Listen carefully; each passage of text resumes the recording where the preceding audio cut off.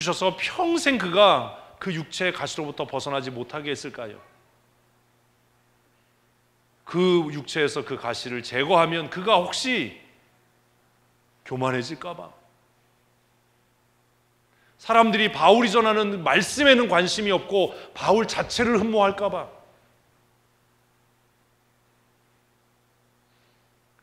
제가 큰 교회 목사님과 작은 교회 목사님을 구분하는 법을 알아요. 대형 교회 목사님들과 저처럼 이렇게 별 볼 일 없는 교회 목사들의 차이, 결정적인 차이가 뭔지 아세요? 박 목사님 아세요? 아니에요. 피부 색깔이 달라요. 이 웃을 일이 아니에요. 대형 교회 목사님들 피부 어떤지 아세요? 여자들보다 좋아요. 제가 이번에도 소왕성 목사님 보고 감탄을 했어요.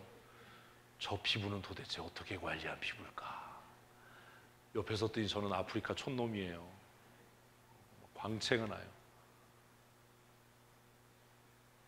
저도 그런 협박을 받아요. 얼굴 좀 태우지 마라. 피부 관리를 받아라. 모공이 커졌다.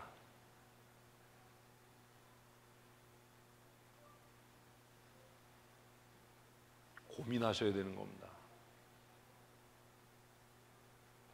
성령의 사람으로 산다는 것, 믿음의 사람으로 산다는 것.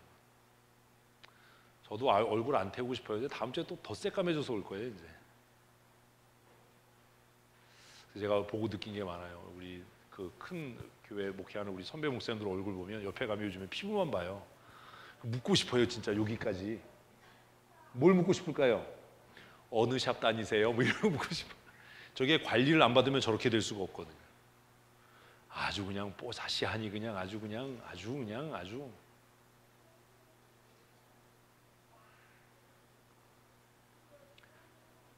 하나님께서 어떤 사람에게 은혜를 주시지요? 준비된 사람에게요. 한국 교회는 잘못 가르쳤어요. 기도 많이 하면 뭐 성령의 은사 주신다. 거짓말입니다. 그 사람이 받는 은사는 하나님께로부터 온 게 아닐 겁니다. 우리가 조바심 내지 않아도 뭐가 되면, 때가 되면, 그때는 누가 결정한다고요? 내가요. 내가. 아이씨 진짜 짜증날라 그래. 내가요. 내가 뭘 결정하지요? 그 은혜를 관리하고 경영할 능력이요. 돈이 많이 생겨도 뭐 하지 않고, 가난한 사람 무시하지 않고, 돈 자랑하지 않고, 그 돈이 주는 편안함과 유혹에 빠지지 않고, 겸손하게 복음을 위해서 내 삶을 절제할 수 있을 때 하나님께서 그를 부유하게 하시지 않겠습니까?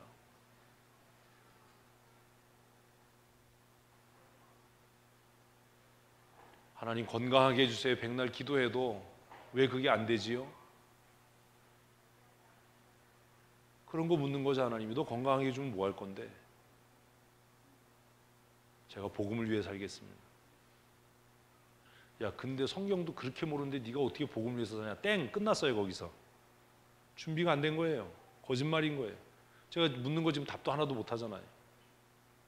하나님 제가 복음 전도를 위해서 이렇게 성경을 알고 있고 말씀을 전하고 싶고 내가 만난 그리스도를 증거하고 싶으니까 나에게 건강의 은혜를 주십시오라고 하면 하나님께서 왜 건강의 은혜를 안 주시겠습니까?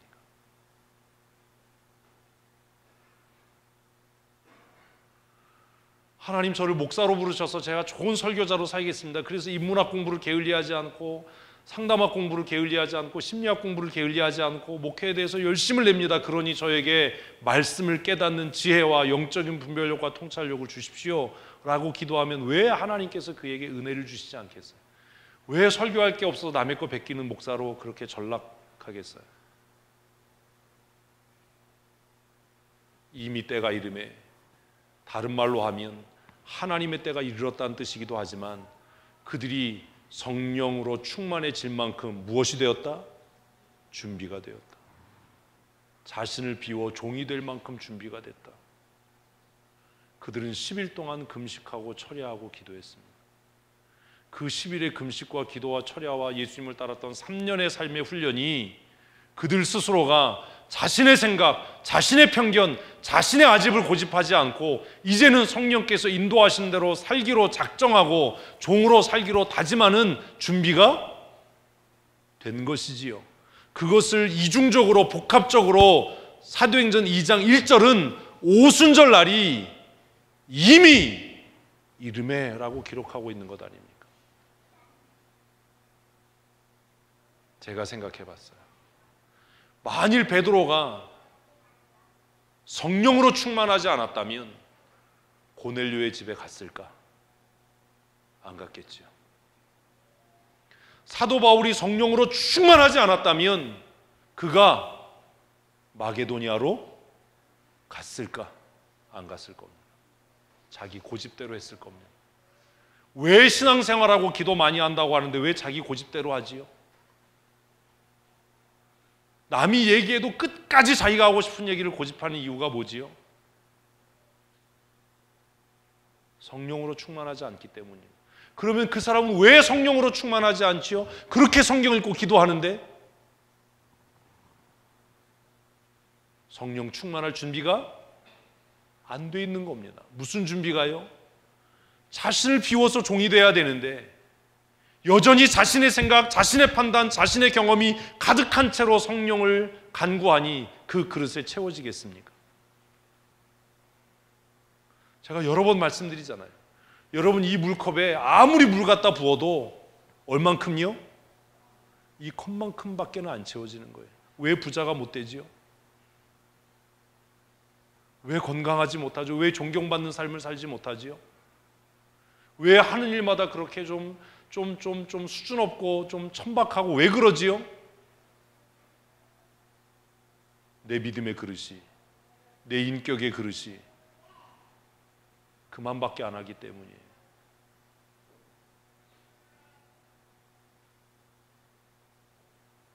하나님의 복주심과 하나님의 은혜를 받기를 원한다면 믿음의 그릇을 넓히십시오. 왜 금식하지요? 금식하는 이유가 뭔지 아세요? 소원 성취하려고 금식하는 건 무당 굿하는 거예요. 그런 짓 하지 마세요. 하나님 열받게 하는 일이에요. 이사야 읽어보세요. 왜 금식하지요? 금식의 결정적인 목적과 이유가 뭔지 아십니까? 왜 철야하지요? 자신의 본능을 극복하는 거예요. 금식하고 철야한다는 건 하나님 앞에 하나님 내가 무엇대로 살지 않겠습니다. 내 욕심대로 살지 않겠습니다. 내 본성대로 근데요 우리 한국교회는 얼마나 웃기냐면 자기가 원하는 기도 제목을 응답받기 위해서 금식해요. 그러면 앞뒤가 맞아요? 안 맞아요? 안 맞는 거잖아요. 왜? 금식하는 목적은 내 욕망이나 내 소원대로 내 욕구대로 살지 않겠습니다를 이야기하는 건데 금식하는데 내 욕구가 이루어지기 위해서 금식한다고요. 그게 뭐 하는 거냐고요. 그게 기도냐? 투쟁이지. 왜 철야합니까? 인간의 가장 근본적인 욕구가 뭐지요? 세 가지거든요. 성적인 욕구, 잠자고 싶은 욕망, 먹고 싶은 욕망, 안전을 추구하는 욕구라고 우리가 얘기하잖아요. 방어기제라고 얘기하잖아요. 이것들을 금하는 이유가 뭐죠? 왜 신명기에 민수기에 보면 하나님의 성전에 나갈 때, 전쟁에 나갈 때 여자를 가까이 하지 마라? 왜 얘기하지요? 성적인 행위가 부정하기 때문이 아닙니다. 그렇게 명했던 것은 하나님, 내가 이 하나님의 거룩한 전쟁에 쓰여지기 위해서 내 본능과 본성을 극복하고 뛰어넘습니다라고 하는 헌신이 그 안에 담겨져 있는 겁니다.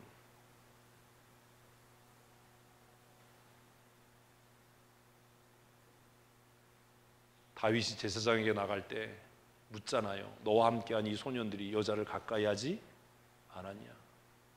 그거 왜 묻지요? 이해가 안 되죠. 읽어도. 금식 왜 합니까? 철야기도 왜 합니까?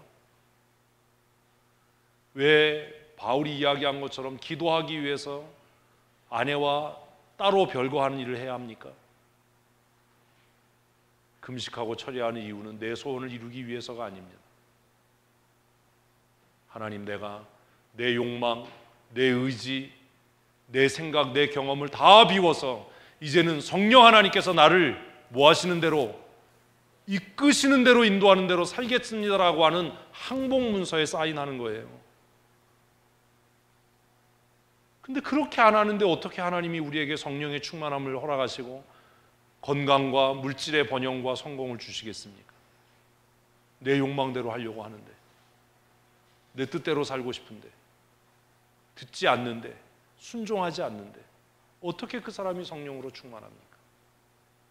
자기 잘못과 자기 부끄러운 것이 드러나면 불편해지고 화나고 승질내는데 어떻게 그 사람이 성령 충만할 수 있습니까? 내 부끄러움이 드러나고 내 실수가 드러나면 빨리 얘기하십시오. 뭐라고요? 잘못했습니다. 고치겠습니다. 변명할 것도 없고 핑계할 것도 없고 그것 때문에 다투고 싸울 일도 없습니다. 변명하고 핑계하고 있다면 그 사람은 성령으로 충만해지지 못할 겁니다. 누군가가 너 이게 잘못이야 라고 얘기하면 길게 얘기 끌지 마십시오. 그거 내가 한 거 아니야, 그건 다른 사람이 한 거야 라고 변명하지 마십시오. 그냥 뭐라고요? 잘못했습니다. 내 생각이 거기까지 미치지 못했습니다. 나를 위해 기도해 주시고 나를 연단해 주시고 훈련해 주십시오. 아멘. 우리가 그렇게 우리의 태도를 바꿔갈 때 우리가 목매어 목이 쉬도록 기도하지 않아도 하나님께서 약속하신 성령을 우리 각 사람에게 충만하게 하실 줄로 믿습니다. 왜냐하면 이미 때가 이르매라는 세 번째 해석은 오순절 사건 이후에 누구에게든지 성령님은 임하실 것이기 때문입니다. 할렐루야. 이건 정말 할렐루야예요. 제자들이 10일 동안 금식하고 철야하면서 기도했던 수고를 우리가 하지 않아도 이제는 이미 오순절 날이 이르렀기 때문에 자신을 비워서 하나님 내가 종으로 살겠습니다, 말씀에 순종하겠습니다라고 의지적으로 결단하고 하나님 앞에 간구하는 사람들에게는 성령의 충만함을 주실 줄로 믿습니다. 기도 많이 하느냐가 문제가 아닙니다. 내 자존심, 내 상처, 내 교만, 내 아집을 벗어버렸는가? 내가 순종하고 있는가? 내가 무엇으로 살기로? 종으로 살기로 결정했는가? 오늘 이 아침이 그런 시간이 됐으면 좋겠습니다. 하나님, 나는 이제 무엇으로 살겠습니다? 종으로 살겠습니다. 말씀하시면 내가 듣겠습니다. 종은요, 주인이 얘기할 때 뭐 하면 안 돼요? 말 대답하면 안 돼요. 죽도록 맞아야 되는 거예요. 종이 하는 일은 말씀하시면 듣고 명령하시면 행하는 겁니다. 아멘이십니까?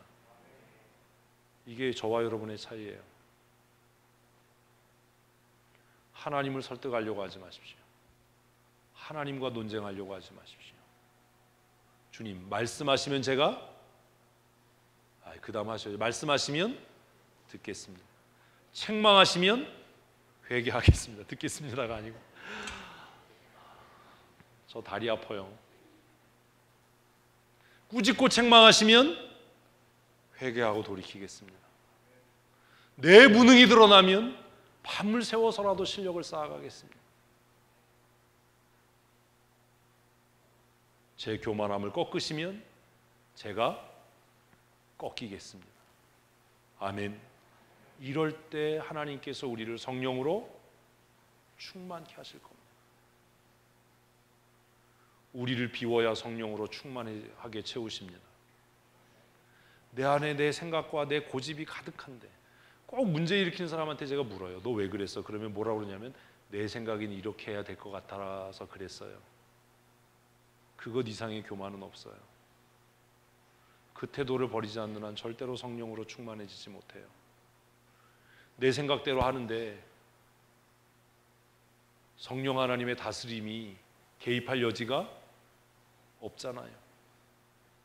그 사람 성령의 음성을 안 들을 거 아니에요. 그래서 1절은 정말 고민되는 겁니다. 사실 1절만 하고 싶었습니다. 근데 이러면 제가 은퇴할 때까지 사도행전이 안 끝나잖아요. 지금 다른 교회 같으면 설교 끝났어요. 12시 29분이에요 1절 했는데. 여러분, 이 굉장히 심각한 문제예요. 이미 이르메라는 단어가 갖고 있는 강력함이 있어요. 자, 1절 다시 정리하십시다. 뭐가 이르메? 추수할 날이 이미 이르메. 아이씨, 우쩌지 우리? 뭐가 이르렀어요? 추수 때가 이미 이르렀어요. 그래서 뭘 보내셨어요? 성령을 보내셨어요. 누구에게 보내셨어요? 준비된 사람들에게 보내셨어요. 그러면 그들로 하여금 뭐 하도록? 추수하도록이지, 내가 은사 받았다고 자랑하라고 보낸 게 아닙니다.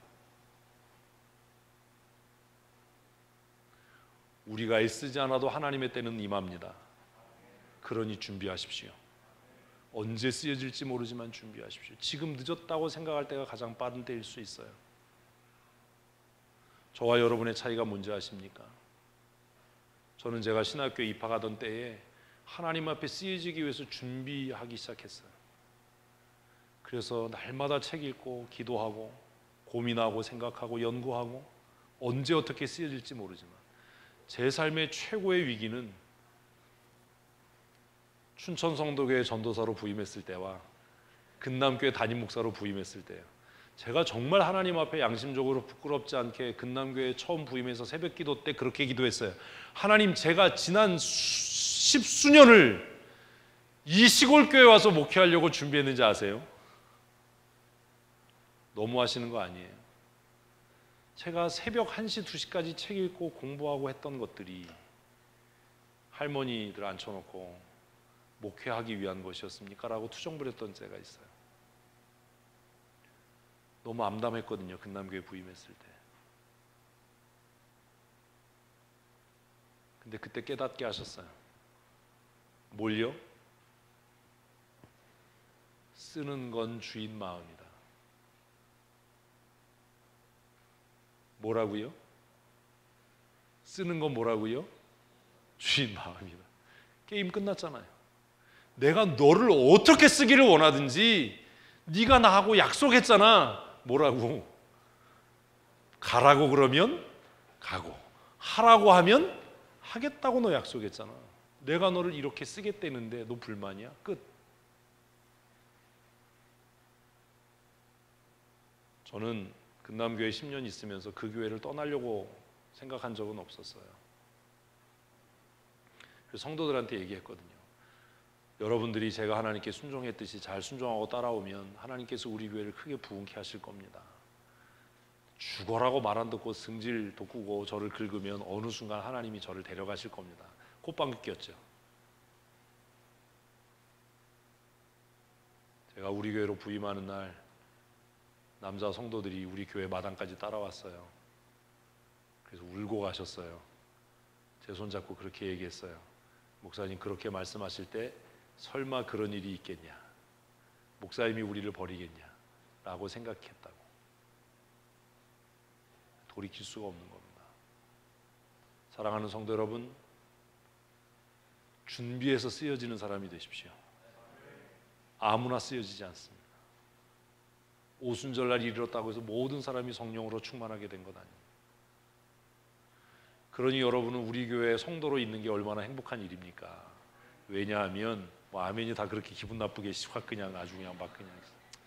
왜냐하면 세 번째 줄에 그들이 다 한 곳에 모였더니. 얘가 삽입인데 왜 누가는 얘를 썼을까? 이 세 번째 줄에서 여러분의 눈을 확 끄는 게 뭐예요? 저는 한 곳이었어요. 아, 어디에 있는지가 중요하구나. 그리고 머릿속에 떠올랐어요. 여행 다니면서 설교 준비하는 게 얼마나 흥미진진하고 짜증나는지 아세요? 어? 여행 다니면서 설교 원고 쓰는 게 얼마나 짜증나는지 아세요? 뭐가 떠올랐을까요? 모세 시대가 떠올랐어요. 고라와 단과 아비람이 반역을 하는 일이 생겼습니다. 그래서 장로들을 모았습니다. 하나님께서 모든 장로들에게 성령을 내리셨습니다. 그들이 환상을 보고 우리식으로 표현하면 신비 체험을 했습니다. 그런데 죽어라 말 안 듣는 인간이 그 시대도 있어서 자신의 장막에 여전히 머물렀던 사람들이 있었습니다. 그들에게 성령이 임했나요? 안 임했나요? 임했습니다. 그들도 자기 장막에서 그 일을 했습니다. 성경 좀 읽으세요. 그때 열받은 사람이 하나 있었습니다. 누구요? 실력이 없으면 통밥으로라도 맞추세요. 여호수아요. 여호수아가 모세에게 뛰어왔습니다. 선생님 큰일 났습니다. 그 선생님이 오라고 했는데 말 안 듣고 개기고 버티던 그 인간들이 자기 장막에서 지금 예언을 합니다. 금하셔야 합니다. 그때 모세가 뭐라고 얘기했을까요? 내버려둬라. 하나님께서 이스라엘 60만에게 다 성령을 내리셔서 그들이 다 이런 경험을 했으면 나는 좋겠다. 모세의 이런 태도를 성경은 그의 온유함이 온 지면에 승했다라고 썼던 겁니다. 성경 많이 읽으셔야 됩니다. 제발. 자, 모세의 때는 그들이 어디에 있지 않아도, 한 곳에 있지 않아도 무엇 때문에? 장로라고 하는 직능 때문에 그들에게 성령이 임했습니다. 그러니까 성경이 아는 만큼 보이는 거예요. 이래서 답답한 거예요, 제가. 그런데 마가 요한의 오순절 사건에는 뭐가 중요했어요?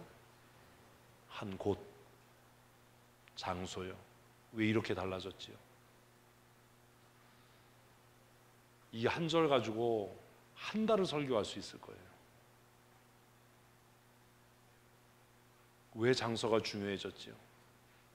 구약에는 한 곳이 아니라 말 안 듣고 순종하지 않고 자기 텐트에 있어도 성령이 그에게 임하셔서 그 장로가 신비 체험을 하고 우리식으로 하면 방언을 하고, 그래서 여호수아가 열받아서 뛰어왔는데 저렇게 순종 안 하는 놈에게도 하나님께 성령을 내리셔서 이런 일을 하니 선생님 막으셔야 됩니다.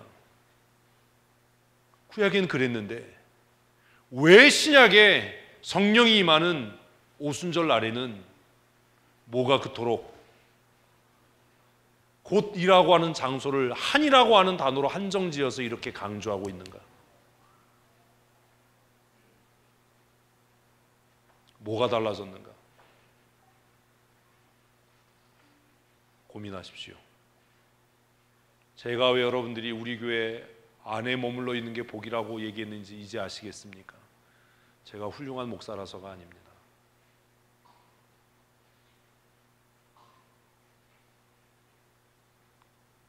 구약의 성령 강림과 신약의 성령 강림은 확연한 차이를 보입니다. 그래서 중요한 것은 내가 어디에 속해 있느냐예요. 제가 말씀드렸잖아요. 목사의 가장 큰 복은 좋은 성도를 만나는 거다. 그러나 성도의 가장 큰 복은, 목사보다도 더 큰 복은 좋은 교회, 좋은 목사를 만나는 거다. 아멘이시지요? 그런 면에서 저도 복 있는 목사이고 여러분도 복 있는 성도였으면 좋겠습니다. 우리가 한 곳에 모였을 때, 우리가 한 마음이 될 때, 우리가 모인 그곳에 성령이 임하실 것이기 때문입니다. 이 세 번째 주제 그래서 중요해요. 그들이 다 같이 한 번 강조했죠. 두 번째 강조했죠. 곧. 왜 짧은 한 절에 이렇게 반복했었습니까?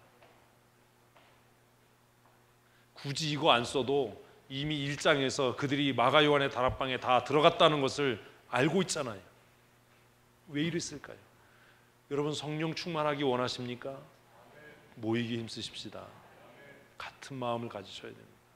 같은 목적을 가져야 합니다. 4절까지 언제 다 하죠? 그래도 뭐 해야죠. 2절 읽습니다. 여러분 여기까지 막 소리가 나오려고 그러죠? 2절 3절 다음 주에 해요. 빨리 끝내. 뭐 이러고 싶지요? 사단아 물러가라. 2절 말씀 읽습니다. 호련히 하늘로부터 급하고 강한 바람 같은 소리가 있어 그들이 앉은 온 집에 가득하며.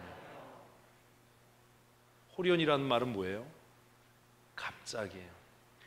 다른 말로는 기대하지 않았을 때예요.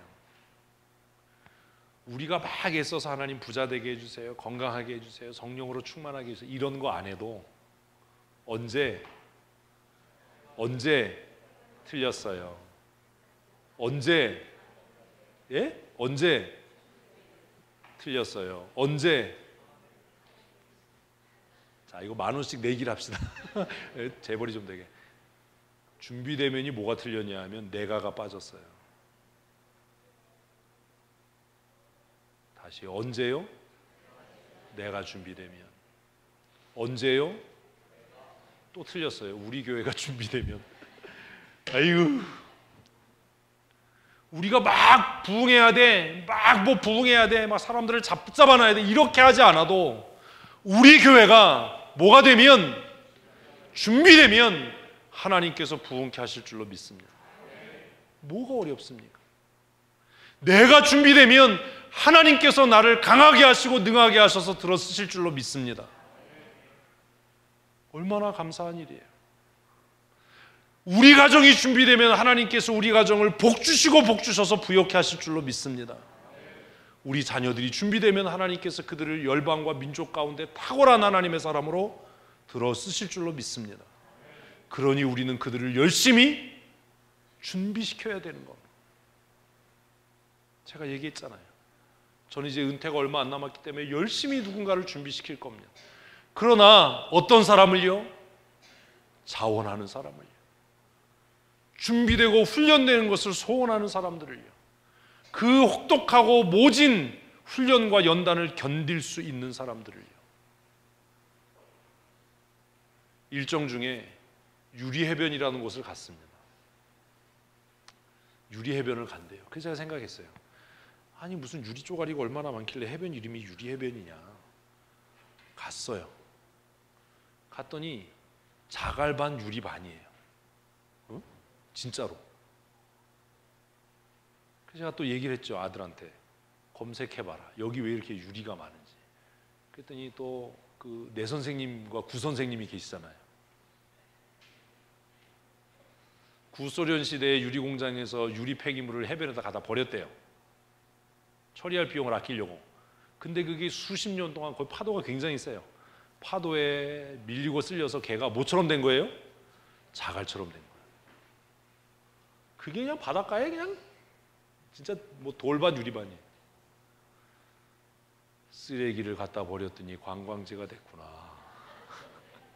뭐가 되니까? 때가 되니까. 그런데 갖다 버린 유리가 다 그렇게 자갈처럼 되겠어요? 그 해변이 어땠기 때문에요? 파도가 셌기 때문이에요. 그래서 주워왔어요. 그 유리 쪼가리를 쥐고 그렇게 생각했어요. 역시 파도가 세니 모나고 사람의 발을 상하게 할 수 있는 유리도 뭐가 되는구나? 이렇게 부드러워지는구나. 관광명소가 되는구나. 하나님 우리를 세게 연단해 주세요. 우리는 교회 위로받기 위해서 나옵니다. 누군가 옆에서 잘했어 칭찬해 주면 입이 막 귀에 걸리고 그 사람이 내 편인 것 같습니다. 그 해변의 파도가 그렇게 세지 않았다면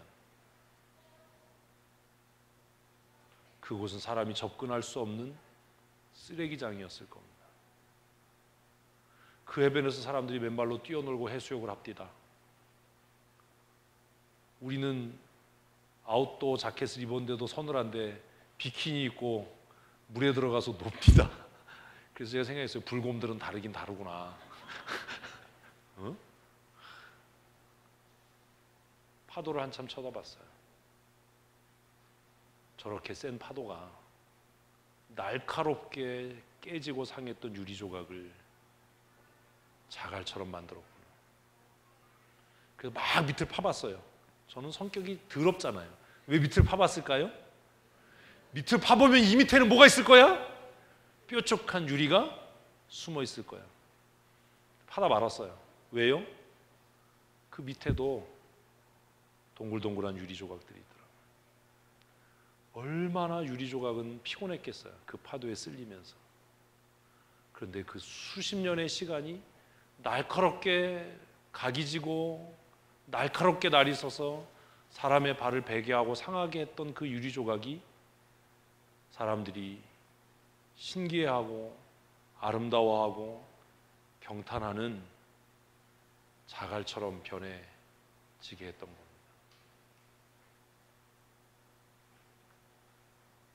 하나님께서 우리를 그의 능하시고 강하신 손으로 강하게 연단해 주셨으면 좋겠습니다. 위로는 들을 때 달콤합니다. 위로받으면 변할 것 같지요? 거짓말이에요. 그 해변의 파도가 그리 세지 않았다면 그 깨진 유리조각 수거해서 폐기물로 처리하는데 수억 원이 들어갔을 겁니다. 얼마나 많이 갖다 버렸는지 자갈보다 유리 쪼가리가 더 많으니까. 근데 그 해변의 파도가 얼마나 세든지 그 날카로웠던 유리들이 서로 부딪히고 돌에 부딪히고 파도에 쓸려서 아주 맨질맨질한, 물 묻으니까 보석 같아요. 제가 주워왔는데요, 제 책상에 있는데 지금은 볼품이 없어요. 허옇게. 그 해변의 그 유리 조각들은 정말 아름답게 빛나고 있었습니다. 때가 되면 하나님의 은혜가 임합니다. 호련히 우리가 기도하지 못할 때. 그런데 어떤 사람에게요? 준비된 내게. 훈련 받으실 때 아플 겁니다. 자존심 상할 겁니다. 깨어져 나가야 할 겁니다. 부딪혀야 할 겁니다. 그러나 외면하고 회피하지 마십시오. 그 거센 파도가 수십 년에 걸쳐서 그 날카로운 유리를 부드럽게 만들었듯이 하나님의 능하고 강한 손이 우리를 연단하셔서 마침내 보석처럼 귀하게 쓰여질 하나님의 사람으로 만드실 줄로 믿습니다. 유리 해변을 떠나면서 여러분들을 생각했습니다. 우리는 어떻게 연단돼야 될까? 우리는 어떻게 훈련돼야 될까? 왜 우리는 연단되지 않을까? 왜 우리는 여전히 날카롭고 왜 우리는 여전히 누군가를 상처내는 삶을 살까? 답은 하나지요. 뭐가 약한 거예요? 시험과 연단이 약한 거예요. 그래서 기도했어요. 뭐라고요? 하나님, 센 파도를 보내주세요. 그것도 지속적으로 보내주세요. 끝나지 않게 보내주셔서 맨질맨질할 아멘하기 겁나시죠? 그러나 그 시간이 우리를 능력 있게 할 겁니다. 호련히 어디로부터? 하늘로부터. 하나님의 때에 하나님의 방법을 통해서 하나님은 하나님의 구원을 이루어 갔습니다. 아싸, 잘됐다. 다음 주에 후편을 하기로 하십시다. 한 주간은 좀 설교 준비를 편히 쉴 수 있겠네요. 그렇다고 그냥 끝나진 않습니다. 급하고 강한 바람 소리 같은 것이 그들이 머무는 집에 가득했습니다. 충만하다라는 또 다른 표현입니다. 왜 급하고 강한 바람이라고 했을까요? 구약 성경의 성령의 임재하심은 급하고 강한 바람으로 종종 표현됐기 때문입니다. 사도행전을 기록하고 있는 누가는 그것을 염두에 두었을 겁니다. 그래서 급하고 강한 바람이라고 하지 않고 뭐라고요? 같은이라는 단어를 썼습니다. 이단들은 같은을 뺍니다. 성령이 임할 때 막 급하고 강한 바람이 불었다 막 이렇게 얘기하는데 개뻥입니다. 3절 읽습니다. 마치 불의 혀같이 갈라지는 것들이 그들에게 보여 각 사람이 하나씩 임하였더니. 중요한 게 뭐예요? 마치예요. 마치. 줄 띄워놨잖아요. 마치. 그렇게 보였다는 겁니다. 그런데 여기에서 우리는 누가의 의도를 봅니다. 불의 혀처럼 갈라지는 것. 왜 성령의 임재하심을 불로 표현했을까요? 여전히 이것은 구약의 성령의 임재하심을 염두에 둔 걸 겁니다. 구약 성경의 성령의 임재하심은 종종 불의 임하심으로 표현됩니다. 가장 강력하게 임했던 성령의 임재가 뭐지요? 엘리야의 제단입니다. 갈멜산에 임했던 성령의 불. 그 성령의 불은 모든 것을 다 태우고 살라서 정결하고 거룩하게 합니다. 그래서 누가는 아마 이 사건을 기록하면서 성령의 불이 우리 각 사람에게 임했다. 그래서 어떻게 했다는 거예요? 우리를 태우고 정결하게 했다. 그런데 그 성령의 임하심을 뭐라고 썼어요? 혀라고 썼어요. 혀. 근데 성령이 임하는 그림 보면 다 뱀의 혀처럼 그려요. 왜 여기다 혀처럼이라고 썼을까요? 이것이 그렇게 보여진 것일 수도 있을 겁니다. 그러나 여기에 의도가 있는 것으로 보여집니다. 왜냐하면 그 성령의 강림하심을 통해서 일어날 변화를 암시적으로 표현한 것 아닙니까? 서론 부분에 우리가 길들일 수 없는 것 혀, 우리가 열매를 따는 것 말. 혀를 따요? 말, 혀의 결과인 말. 우리가 통제하고 제어할 수 없는 것 우리의 혀와 우리의 혀로 인해서 파생되는 말. 그런데 성령께서 임하셔서 그 성령의 불로 우리에게, 제가 이건 못 맞출 거라고 확신했어요. 우리에게 새 혀를 주신 겁니다. 굉장히 알레고리한 해석이지요. 저는 이런 해석 싫어합니다. 그런데 왜 그러냐면 그 결과가 그렇기 때문이에요. 옛사람의 혀는 뭐 하는 데 쓰여져요? 자기 자랑하고요, 헐뜯고요, 싸움을 일으키고요, 정죄하는 데 쓰여져요. 그런데 새 사람의 혀는요, 눈치가 없어도 이건 진짜 새 말을 하게 해요.